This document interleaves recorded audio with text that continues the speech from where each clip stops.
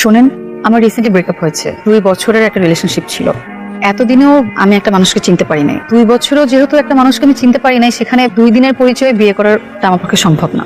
আপনি নিচে গিয়ে বলবেন আমাকে আপনার পছন্দ হয়নি, আপনি বিয়েটা করতে পারবেন না, প্লিজ।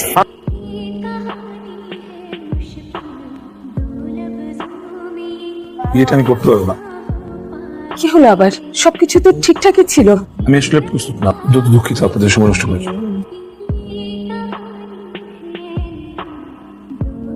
আমার মনে হয় এটা তোমার মেয়ের কাজ। রোহান সাহেব, থ্যাংক ইউ। মামা, কতক্ষণ লাগবে আর? এই তো আপা।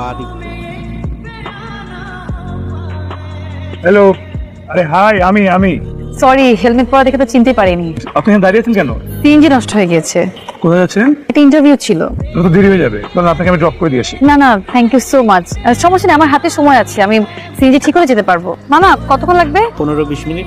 20 মিনিট কষ্ট করে দাঁড়িয়ে না থেকে এই সামনে বামে একটা চায়ের দোকান, চা খাই। ঠিক আছে, আপনি চলুন, আমি আসছি।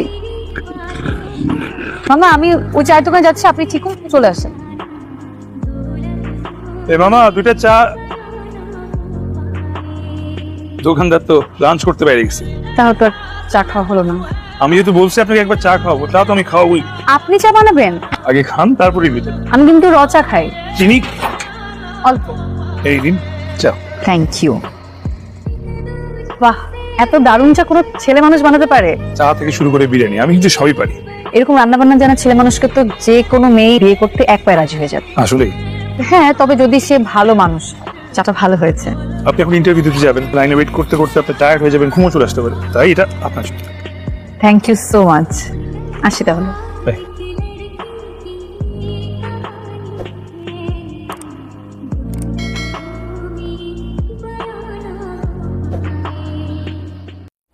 চাকরির ইন্টারভিউ তো একটার পর একটা দিয়েই যাচ্ছিস, চাকরি তো আর হচ্ছে না। আর তাছাড়া আমরা চাচ্ছিও না যে তুই চাকরি করিস, আমরা চাই তুই বিয়েটা। না, আমি এখন বিয়ে করতে পারবো না। আচ্ছা, চাকরির ইন্টারভিউ তো বিয়ের পরেও দেয়া যায়। রোহান ছেলেটা ভালো, আর আমরা জানি তোর শিখিয়ে দেওয়া কথাটাই ও বলছে। তুই যদি রাজি থাকিস তাহলে আমরা রোহানকে রাজি করে ফেলবো। তুমি কি চাও আমি খাবার রেখে এখান থেকে চলে যাই? এই আপনি? জি, একটা ইন্টারভিউ ছিল। এটা আপনার অফিস? না না, আপনি ইন্টারভিউ কেমন হলো? তেমন একটা ভালো হয় নাই। আচ্ছা, আপনি কিছুক্ষণ ওয়েট করুন, আমি একটু ভিতর থেকে যাবো আসবো। এই ম্যাডামকে ওয়েটিং করে দেখা দাও। থ্যাংক ইউ এতক্ষণ পর্যন্ত অপেক্ষা করার জন্য। এই অ্যাপয়েন্টমেন্ট লেটার, চাকরিটা আপনার হয়ে গেছে। আপনি আমার জন্য সুপারিশ করেছেন? না, সুপারিশ না, মানে আসলে আমার ফ্রেন্ডের অফিস। আপনাকে অনেক ধন্যবাদ এত কষ্ট করার জন্য, কিন্তু চাকরিটা আমি করতে পারবো না। আমি নিজের যোগ্যতা চাকরি করতে চাই।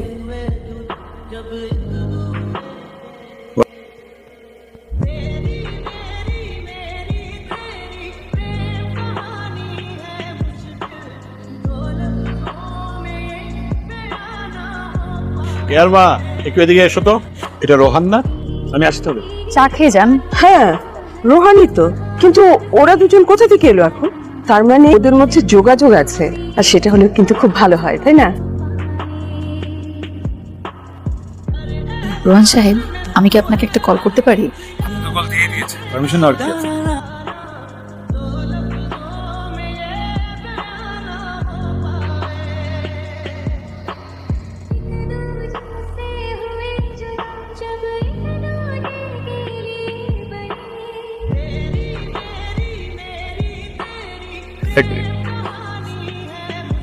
Hello, what? শিওর? হ্যাঁ হ্যাঁ, জি আমি আসছি। কোনো সমস্যা? আমার একটু অফিসে যাওয়া লাগবে, আপনি যেতে পারবেন না? হ্যাঁ হ্যাঁ, পারবো। আমি যাই।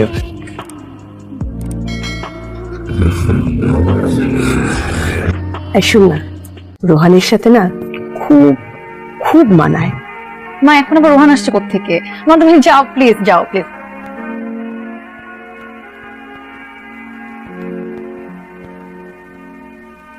কি হয়েছে আপনার? আপনাকে এরকম বিষণ্ণ লাগছে কেন? গতকালকে ফোন পেয়ে ওভাবে চলে গেলেন, কোনো সমস্যা? অনেক বড় সমস্যা হয়ে গেছে। আমার যে বিজনেস পার্টনার ছিল না আশিক, আমার সব ইনভেস্টমেন্ট নিয়ে ভেঙে গেছে। পুলিশকে ইনফর্ম করেছেন? হ্যাঁ, আমার গ্রামের জমি বিক্রি করার টাকা, আমার জমানো টাকা। ভেঙে পড়বেন না, ব্যবসা তো লাভ লস থাকি। এরকম ভেঙে পড়লে আবার ঘুরে দাঁড়াবেন কিভাবে? আমার কাছে তো কোনো কিছু নাই যেটা বিক্রি করে নতুন ভাবে ব্যবসা শুরু করবো। পুলিশ আশিককে ধরে ফেলবে, কোনো না কোনো একটা সলিউশন তো হবে। এরকম দুশ্চিন্তা করবেন না। ওই থাকিস বলতো, হ্যাঁ ফোন দিলে ফোন ধরিস না। রোহানের সাথে দেখা করতে গিয়েছিলাম, ওনার একটু ঝামেলা হয়েছে। ঝামেলা মানে? মা, ওনার বন্ধু আছে না, ওই যে বিজনেস পার্টনারও আশিক, উনি না ব্যবসার সব টাকা পয়সা নিয়ে পালিয়ে গেছে। পুলিশ কি সব টাকা পয়সা নিয়ে? পুলিশ কেস হয়েছে, দেখা যাক কি হয়। আমার মনে হয় সলভ হয়ে যাবে। রোহানের সাথে তোর কোনো কথা হয়? হ্যাঁ হয়। কেন বলো তো? আমি চাই না ওর সাথে আর কোনো কথা হোক। মা, তুমি হঠাৎ এভাবে কথা বলছো কেন? ও যদি কোনো রকম যোগাযোগ করবার চেষ্টা করে, তুই কোনো রেসপন্স করবি না। মা, আমি না বুঝতে পারছি না, তুমি আমাকে এগুলো কেন বলছো? আমি যা করছি তোর ভালোর জন্য করছি। আন্টি আসসালামু আলাইকুম। ওয়ালাইকুম সালাম। আরে রোহান সাহেব, আপনি বাইরে দাঁড়িয়ে কেন? ভিতরে আসেন। আঙ্কেল আসসালামু আলাইকুম। মা টাঙ্গাইল থেকে চমচম পাঠিয়েছে আপনাদের। টাঙ্গাইলের চমচম আমার খুব পছন্দ। বসো। তোমার বিজনেস কেমন চলছে রোহান? আন্টি দুর্ঘটনা ঘটে গেছে, আর বিজনেস পার্টনার যিনি ছিল বিট্রে করেছে আমার সাথে। এতটা কেয়ারলেস হলে জীবন, বিজনেস কোনো কিছুই হ্যান্ডেল করতে পারবে না। বিজনেসে লস হতেই পারে। বড়দের কথার মধ্যে কথা বলার শিক্ষাটা নিশ্চয়ই আমি তোমাকে দেইনি। করে যাও। আন্টি আমি তাহলে আসি। একটা কথা ছিল রোহান, কেয়ার বিয়ে ঠিক হয়েছে। এই সময় কেয়ার সাথে তোমার দেখা করা, কথা বলা এটা একটু কমিয়ে দেওয়া দরকার। ওর শ্বশুর বাড়ির লোকজন জানতে পারলে এই ব্যাপারটা খুব একটা ভালো কিছু হবে। আমি আসি। আসসালামু আলাইকুম।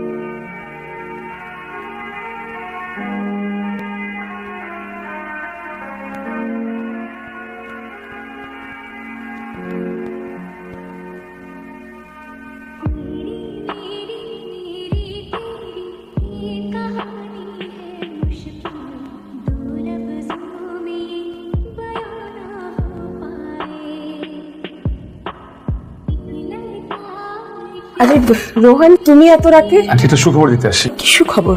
পুলিশ আশিককে ধরে ফেলছে। আমার ব্যবসা 80% টাকা আমি ফেরত পেয়ে গেছি, আর 20% বলছে যে 1 মাসের মধ্যে ফেরত দিয়ে দিবে। পুলিশের হেফাজতে আছে। জি, কি আমার সাথে? বাবা, আমি তোমার সাথে অনেক বড় একটা অন্যায় করে ফেলেছি। কি আসতে দেখা করা যাবে? কেউ তো বাসায় নেই বাবা, ওর শ্বশুর বাড়িতে গেছে। আজ সন্ধ্যায় ওর বিয়ে হয়ে গেছে ওর মামাতো ভাইয়ের সাথে।